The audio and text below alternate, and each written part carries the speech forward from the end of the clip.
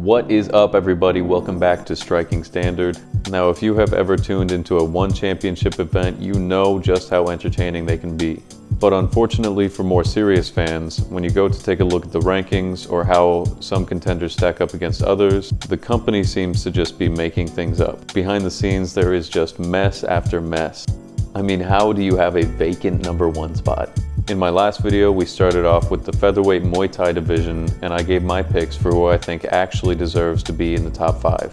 So in this video, I wanted to clarify and go over why I have so many problems with the current rankings, especially in the Featherweight division for Muay Thai. Because this division might just have the worst top 5 picks, not just inside ONE Championship, but in any combat sports organization. So let's just jump right into it, starting with the current number 5 in Featherweight Muay Thai, a fan favorite, Luke Lisi. I think Luke being in the number 5 spot highlights the problems I have with ONE Championship at its root. They favor star power and entertainment value over actual skill. Don't get me wrong, other organizations absolutely play the favoritism game, but you can't play favorites in a way that just completely invalidates the legitimacy of your organization.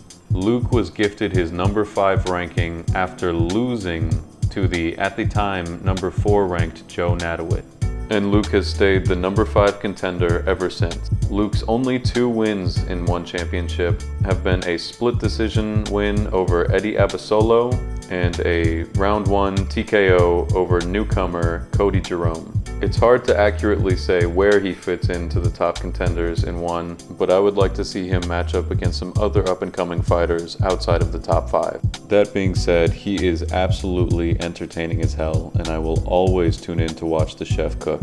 But there are some other killers in this division who I think better fit into this number 5 spot. Which brings us to the current number 4 in Featherweight Muay Thai, Bampara Kuyate. There really is not too much we can say about this contender. He has only fought twice in ONE Championship over the course of 2 years, and his only win in the division is a round 3 TKO of Luke Lisi in what was arguably a close fight before the finish. And with this record in the number 4 spot, you can start to see the problem that ONE Championship faces. The organization is just plagued by inactive fighters, which is a huge part of why the top 5 is so difficult to put together.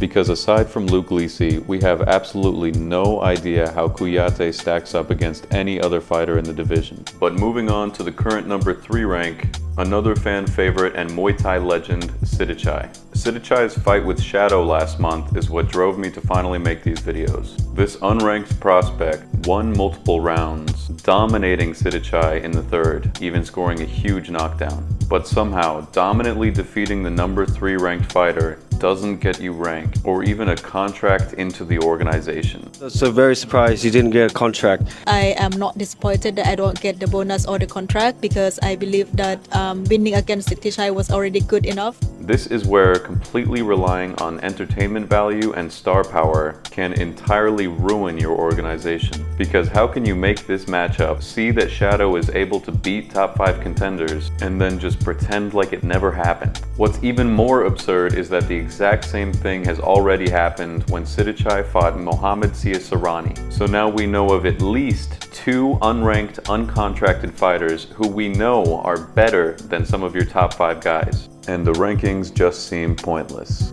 Up next, at the number 2 ranking, we have yet another legend, Smokin' Joe Nadowit. Nadowit is a tough one to place because while he is undeniably highly skilled and gave Taiwanchai one of his toughest fights, he is just 1-3 in his last 4 Muay Thai bouts. Even though these last few fights have been against extremely tough opponents, it is just tough seeing somebody with this type of record in the top 5, especially at rank number 2.